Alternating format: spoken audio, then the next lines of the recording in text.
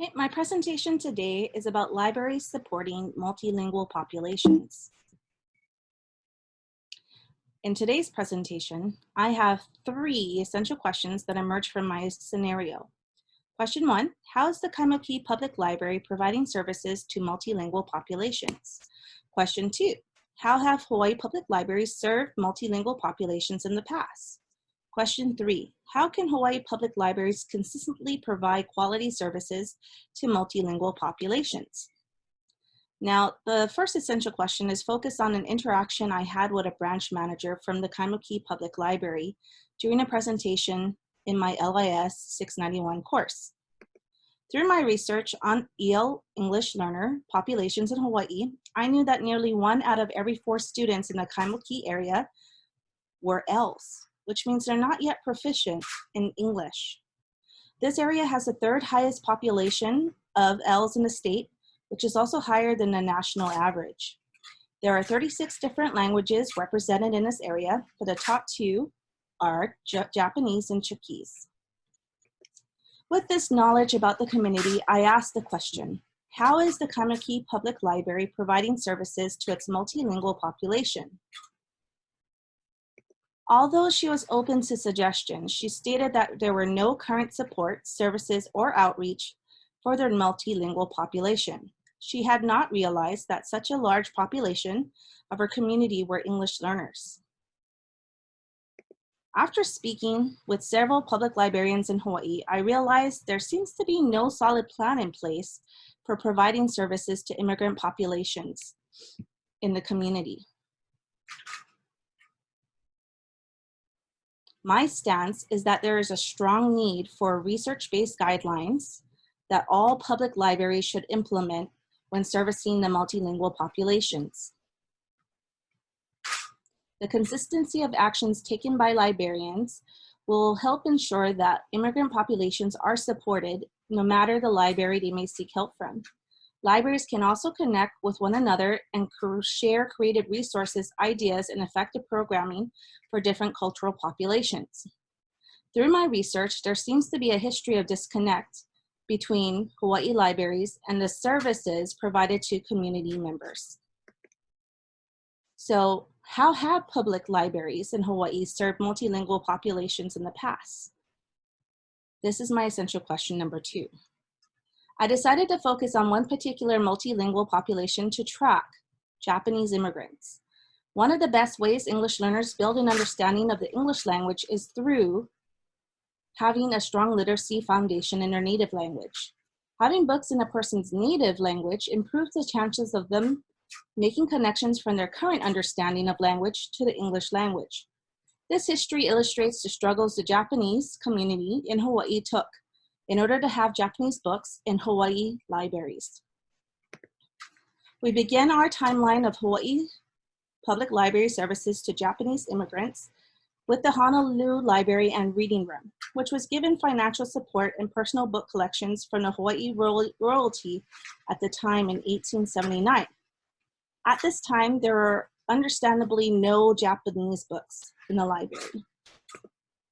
In 1909, the Honolulu Library and Reading Room expanded to create the Library of Hawaii with the help of a $10,000 grant by the Carnegie Foundation. The library acquired books in Russian, Greek, French, and Latin, but very few in Japanese. It was requested that more materials be provided in Japanese, but the request was rejected because of a lack of budget. In 1922, the library had over 50,000 items in their collection. The world language selection included 411 items in French, 219 items in German, 41 items in Spanish. Now at the time in Hawaii, about 40% of Hawaii's population was Japanese. Do you know how many books they purchased in Japanese? Well, it was less than 24 Japanese books, of which little money was spent on them, which meant the quality of the books were not the best. The Japanese population decided to take action of their own. Pre-World War II, 41 Japanese bookstores opened to the public. The bookstore you see in this picture is over 100 years old and is still in operation today. In 1936, the library finally allowed Japanese books on the condition that the Japanese community donate the books and pay for a custodian to oversee them themselves. This collection was named the Oriental Collection. Once World War II began, Hawaii had one of the largest ethnic communities outside of the Japanese Empire, but due to tensions, book selling abruptly ended for a period of time. Many Japanese citizens showed their allegiance to the US by enlisting. The soldier in this recruitment poster is actually my grandfather. Now, today, Japanese books can be found in libraries, but some say they came too late. Over 100 years have passed since the arrival of the first generation of Japanese immigrants who needed those books. There are now new first generation immigrants living in our communities, which collections are now lacking. So history brings us back to today. How can the Hawaii Public Library consistently provide quality services to multilingual populations? Through my research on effective services libraries are providing to this population, I found their actions synthesized through one document promoted by the ALA. It's called the Ethnic and Multicultural Information Exchange Table, or EMERT. In this document are a set of guidelines on library outreach to new immigrants, which is created by diversity, literacy specialists, librarians, and professors.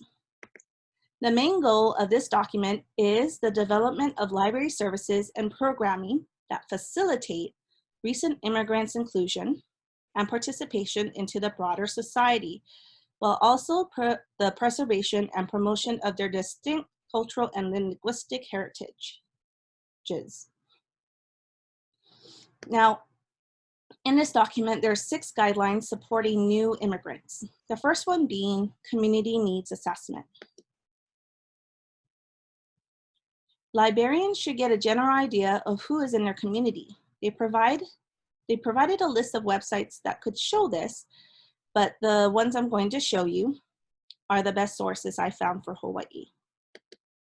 So the first one is Hawaii DXP, and this is information about the L's and DOE schools in different complexes around the state.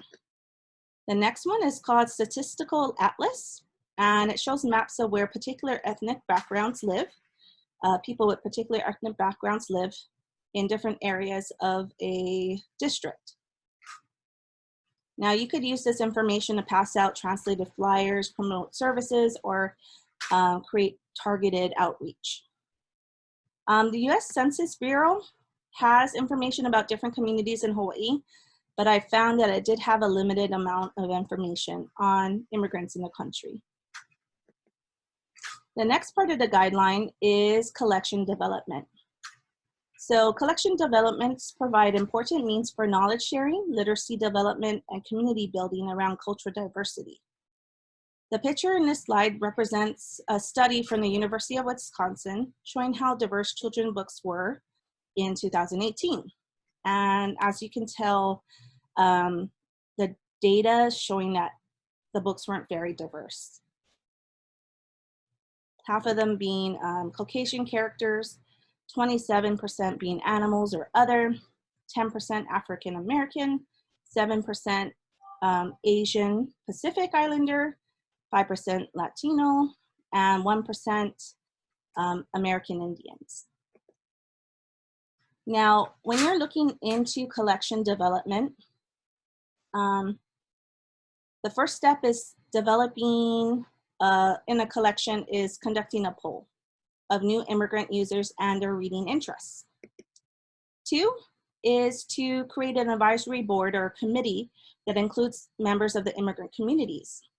When you do this, they can advise on subjects and genres in selection discussions. You also want to make sure you collaborate with foreign material bookstores, publishers, and distributors, and choose diverse ones rather than only the largest. Okay, number 3 is programming and services.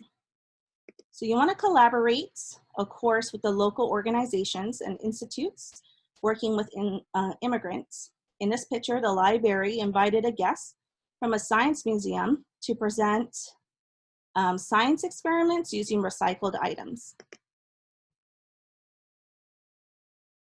You also want to make sure that you provide active learning opportunities where active language learning is happening, like conversations with others and introducing vocabulary. It said that ELs need to learn between 6 to 10 English words during each lesson in order to catch up with their English speaking peers. Okay, you will also want to keep the activities fun when you're programming, organizing your programs, providing information on leisure and recreation. Sometimes providing activities less language intense can be daunting for immigrants, can be less daunting for immigrant families. You want to offer citizenship classes and other information relevant to civic participation. And recent immigrants might lack transportation or have a limited knowledge of public transportation systems or struggle with the costs that transportation incurs. So you might want to consider taking library services to respective communities. Okay, the next guideline is facilities. You want to make sure they're comfortable, open, colorful spaces with multicultural collections and cultural programming, just like how you see in this picture here. The next guideline is staffing and personnel. So one thing you want to make sure when you're developing your staff is having them understand the importance of building connections. Focusing on building relationships with different groups and individuals requires socialization and social networking. You also might want to consider hiring professional and support staff with the same or similar cultural and linguistic backgrounds of recent immigrant groups in your community, and even recruiting some of those immigrants to volunteer inside of the library. Okay, and the last guideline is community engagement. So library staff will need to make the initial effort to establish contact. Relationships can be developed through collaboration and partnerships with other community groups and organizations. So that's the overall understanding of community engagement. So what does that look like? Okay, so when we look at organizations, you want to be able to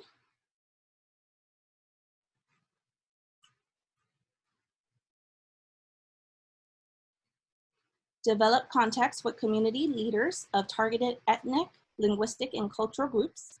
I found this website here. It's called kaimukihawaii.com. And their goal is to bring the Kaimuki community together. So it could help with developing contacts within a community. The next thing you want to make sure to have is translations. So provide programming and publicity in English and in the native languages of a local community immigrants. And you want to ask partners in the community to help you distribute these throughout the community. You do want to present outreach activities in non-library but familiar alternative locations such as community centers and religious organizations like churches. You may also want to participate in the life of the community by becoming involved with or initiating local events such as festivals and other cultural activities. Near Kaimuki, there's a Japanese cultural center. Since the Japanese immigrant group is one of the largest groups in the area, this would be a great place to meet and learn about the community. And the last part of community engagement is creating a shared vision. Working together with community members to develop a project that you and your community are interested in and creating this goal together. So the same website, kaimukihawaii.com, connects you with other local nonprofit organizations within the community that could potentially lead to a community-related project. Now, so these are the 6 guidelines I and the ALA would suggest that libraries begin in order to implement support for their multilingual communities. But it does start with knowing your community, which would benefit any library in providing services. Okay. These are my resources. Many of the resources I do have are linked on the pictures of each slide. And these are my references. And let me know if you have any questions. Thank you.